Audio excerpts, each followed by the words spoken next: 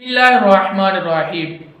तो दोस्तों, आज मैं आपको एक नई बात बताऊंगा कि नमाज तो हम सब पढ़ते हैं, लेकिन एक ऐसी भी नमाज है जिसका लोगों को बताने से भी गुनाह मिलता है कि अगर हम वो नमाज अदा करेंगे और अदा करके लोगों को बताएंगे तो फिर भी हमें उसका गुनाह मिलेगा।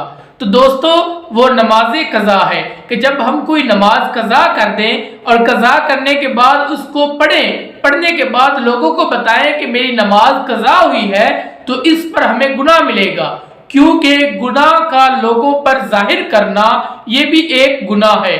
नमाज कज़ा होना ये एक कबीरा गुनाह है और लोगों पर जाहिर करना ये एक गुनाह है। अल्लाह पाक से दुआ करते रहना चाहिए कि मालिक मौला, हमसे जितनी भी नमाजें कज़ा हुई हम उससे तौबा करते हैं। बात आजकल लोगों में बहुत ज़्यादा आम है कि जब भी कोई नमाज कज़ा हो जाए तो हम अपने दोस्तों को जाकर बताते हैं कि अरे भाई, आज मेरी फजर की नमाज कज़ा हो गई है, आज मेरी ज़ोहर की नमाज कज़ा हो गई है, आज मेरी फ़लाँ नमाज कज़ा हो गई है। तो प्यारे दोस्तों, नमाज कज़ा का लोगों पर जाहिर करना ये एक कबीरा गुनाह है।